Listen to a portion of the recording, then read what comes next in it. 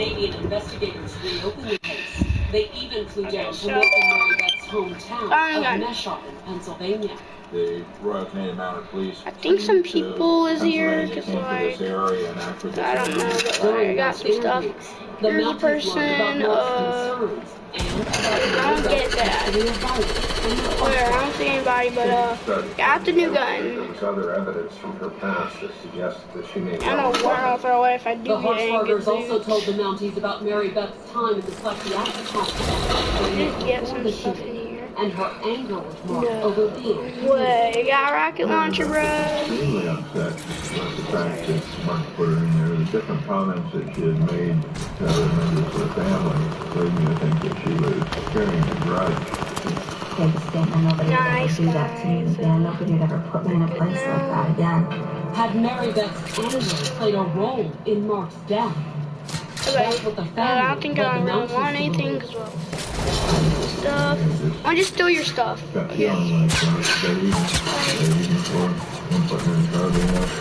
Maybe she had had this plan in mind for some time. And then there was Mary Beth's relationship with Barry. By the time the Mounties came to Pennsylvania, he had been living with Mary Beth for a year, although he maintained that he was merely helping the farm. I moved there. Now, been to everything possible. He denied he was romantically involved with his brother's widow. That didn't leave the family believing. Guys, I gotta really. Let me tell you, I actually looked at video footage from a bar that they were in. They were all cozy together. No! Daddy! I knew it wasn't just for the kids. And the Mounties soon discovered that outside of his family, Barry hadn't tried very hard to heal his relationship with his late brother's wife. He bragged about their sex life. What kind of a guy, 55 years old, goes out in the streets of his little town and brags about his sex life with this woman who has betrayed his family? Mary Beth's close relationship with Barry left the Mounties wondering if he was more than an innocent bystander. Maybe Barry was involved. Maybe they were having this affair. And maybe, if he was in on the murder plot, the investigators could get him to talk. They thought that Barry might be the weak link. That's what the Mounties hoped. But when they spoke to Barry, he stood by Mary Beth. It's hard for me to believe it could be anything but an accident. It's hard to picture any other way. With Barry supporting Mary Beth, and no hard evidence that Mary Beth had intended to shoot her husband, the investigators were running out of options. To admit that she committed a murder or confess. Peeps. She's not the kind of person who's going to do that. In fact, when the Mounties headed back to Newfoundland, it looked as if the entire trip to Pennsylvania had been a bust. Those are understandable that maybe we're not going to bring the charges against her. It's going to be treated as an accident. No murder charges, guys. Without witnesses or hard evidence, they would never stand up in court. But that didn't mean the Mounties were willing to let Mary Beth go free. The RCMP brought charges that they thought they could make stick. And those charges were criminal negligence. The charges, filed on April 30th, 2008, drew mixed feelings from the Harshbargers. The Harshbargers would have been quite pleased if she'd been charged with murder or manslaughter. This was not an accident, and we were just hoping for some type of justice. However, the Harshbargers could take comfort in one fact. Although criminal negligence was theoretically a lesser charge, Mary Beth still faced the possibility of some hefty jail time. In Canada, where there is a criminally negligent homicide and a firearm incident, they were protected for a life sentence. Fart grenade! The guy here with no trace of on September 13, 2010, almost 4 years to the day since she killed her husband with a single rifle shot, Mary Harshbarger's trial was set to begin in Newfoundland, Canada. But the 45-year-old wasn't facing a murder charge. There was never an allegation that this was an intentional or willful killing. Not officially, at least. Mark's family was convinced that Mary Beth had committed murder, but the Canadian authorities had ruled his death to be an accident. However, that hadn't stopped them from charging Mary Beth with criminal negligence in his death. She was wielding a firearm in the dark. That seems to be questionable right there, and negligent, and ultimately criminally so, because there's a death weapon involved. And it did certainly lead to death. Charged in 2008, Mary Beth had spent most of the past 2 years fighting extradition. The issue was whether or not there was sufficient evidence from the Canadians to establish that there had been a crime committed and that the case warranted her being sent back to Canada for prosecution. Her attorney just tried to delay the process as long as she could. In the end, the attempt had failed, and now it was up to a Canadian judge to decide if Mark's death had been due to Mary Beth's negligence. There was no jury, too. The judge made the decision in the matter. But despite the fact that she faced a lesser charge, she still faced the possibility of a stiff penalty, life in prison. She was facing certainly serious time. Mark's family, most of whom had traveled all the way from Pennsylvania to witness the trial, were convinced that she deserved it too. If you don't positively identify your target and you kill somebody through negligence, I didn't know how that they would find her not guilty. One Harshbarger was conspicuously absent, however. Mark's brother, Barry. After she was extradited, he continued to care for the kids while she was in Canada. At that time, I had the responsibility of the children, and of course, it was hard for everybody. Although Barry did have help. They had a babysitter or whatever that came in and cared for the children, I guess, when he was working. But would the fact that Mary Beth was living with her dead husband's brother be a factor in her trial? To the Harshbarger's disappointment, the answer was no. They only allowed testimony of what occurred in Newfoundland. Nothing that had occurred, none of her history, none of the information from the United States was allowed to be submitted to the courts. Since the charge of negligence focused only on her actions that night, the judge wouldn't hear anything about Mary Beth's relationship with Barry, Mark's fears that she might shoot him, or the history of mental illness that the Mounties had uncovered. None of that testimony, none of the information that they gathered, none of her previous history of violence was allowed to be submitted to court. Instead, once the trial got underway, the prosecution was left with little more than testimony from those who had witnessed the shooting, starting with the hunting guide. The guy said that when the bullet went through, you could Sorry to hear break it to you, buddy, the but air you rush out gotta of move Mark it or Harshbarger. lose it. So But while the testimony was certainly dramatic, the Harshbarger Harshbargers began to wonder about the prosecution's strategy. Tried to describe the area and how it was dusk, and how Mark was dark-haired and not clean-shaven, and even wore dark jeans. Each witness, when they would get up on the stand, they would start asking them questions, and she would ask them, did you see a big black dog? In going over the details of the shooting, it looked to the Harshbargers as if the Canadian prosecutor was actually laying out groundwork for the defense. I sat there just in disbelief because the whole thing sounded like she was trying to paint this picture of how it could have been, almost like it's convincing us it was an accident. But then the prosecution presented their strongest piece of evidence against Mary Beth, her taped interview with police. I shouldn't have taken the shot. However, despite the fact that her own words were the strongest evidence against her, Mary Beth chose not to take the stand. Her defense team had a simple message: that the shooting, while tragic, was not Mary Beth's fault. Mary Beth's lawyer was arguing that it was just I a think we're terrible having accident. wars. That Guys, I think we're having wars. nobody should be to blame because it's just a terrible accident. The defense used the very details the prosecution had pointed out to bolster their argument. It's coming out of the and it was getting dark. Yeah, we're having wars. So So I'm going to come in and save the day by throwing If anyone was negligent, I'll the fart defense in argued the it was arena. Mark, not Mary Beth. Yeah. Have formed on the was dust. Ah, they're blowing up all our stuff. It was possible that he actually made himself look like a bear. And the one thing Mark was careful about, according to the defense, only added to I will park in your thing. he was a bear. It was a very rough place. The husband was very careful of how he was walking. To her, it was a weaving kind of large, shadowy figure coming out of the woods into the clearing. Someone help this guy. That she says she perceived to be a bear. Was the defense argument strong enough to sway the judge?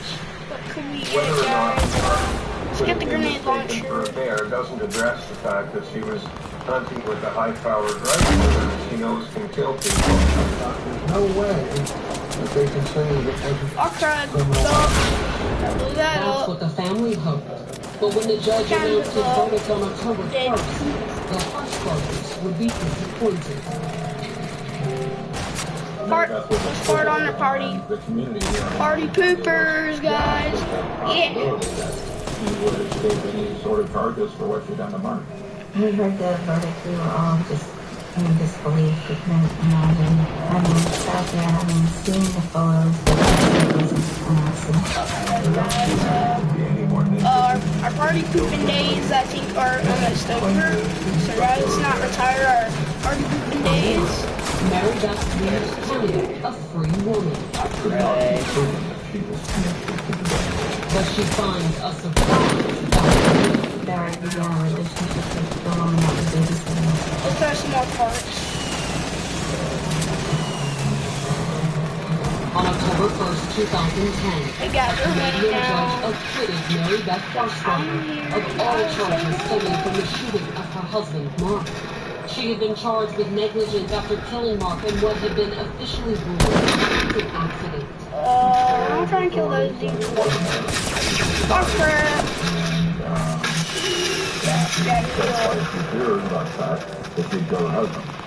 Most of Mark's family was angry over the verdict.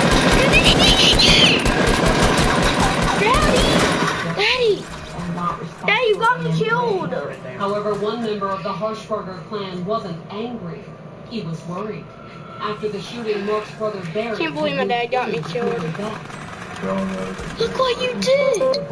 Ruined everything. Mary Beth had been in Canada for nearly 6 months. But instead of celebrating her impending return, Barry suddenly moved out of her house.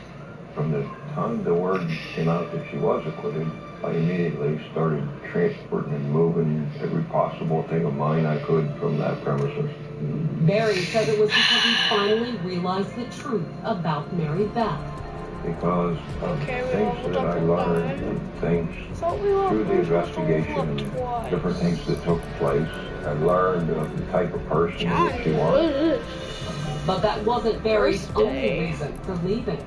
When she was up in Newfoundland on trial, Barry began a relationship with the woman that was babysitting and helping him care for the children. Mary Beth returned home from Canada and retrieved her children from Barry, who had already moved in with the babysitter. She ended up marrying Barry. She was expecting a child and they ended up getting married.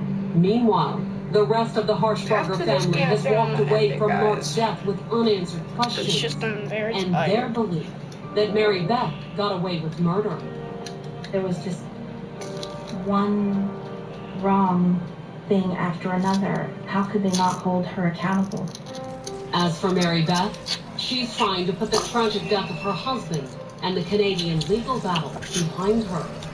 She went through hell, and she paid a heavy price. Even with an acquittal, she paid a heavy price. She also filed suit to collect Mark's insurance money and is slowly picking up the pieces and moving on with her life.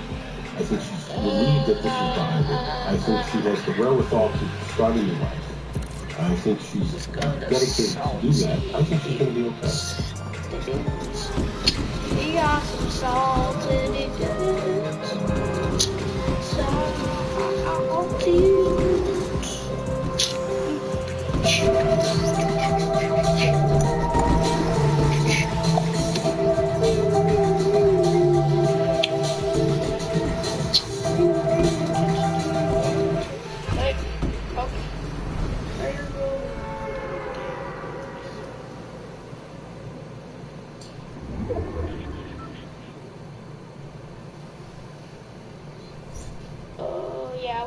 get salty, guys.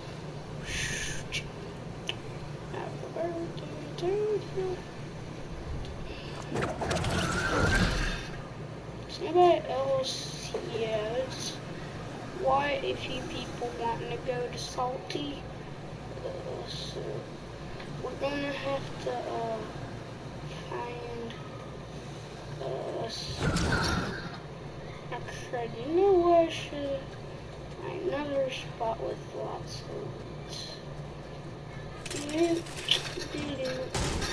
break from this wall like and like this chair just do.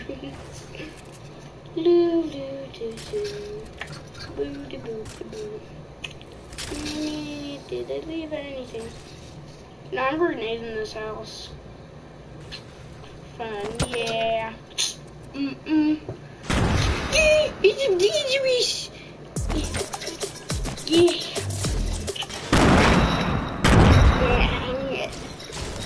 No one goes into this house, guys. We're just gonna play around to this point.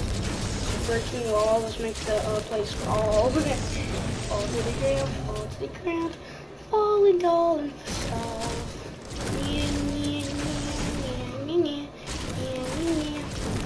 Yeah, we're tearing down your house. We can do it. We can tear down this house. We can tear down this house. I believe we can tear down this house. If we had some cake, this would be a lot easier. A lot easier if we had grenades. Grenades.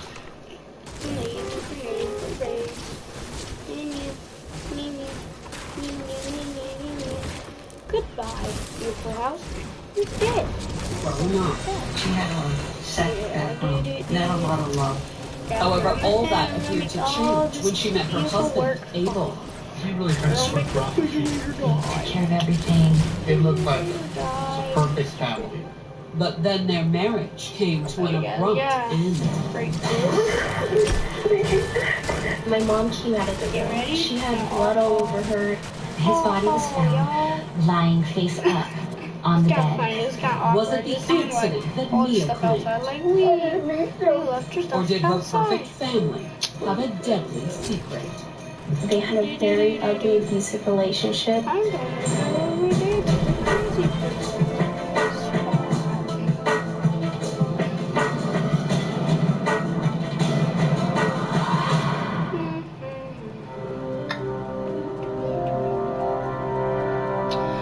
so tired, guys. Ontario, California, October 27, 2007.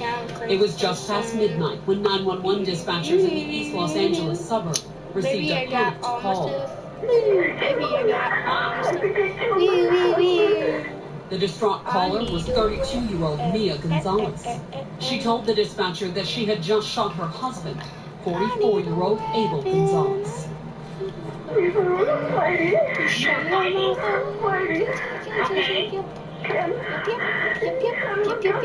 There had been a struggle, according to Mia, and somehow the gun had gone off. You saw it? Is that what you said? You saw it?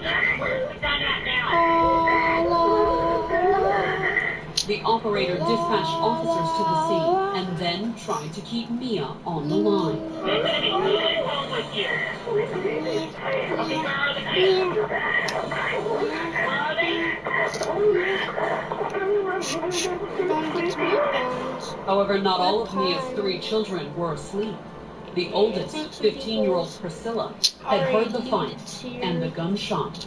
I went to go see what was going on, and my mom came out of the Bye. room. See you next time. And Probably just she came out and she looked tired. Bye.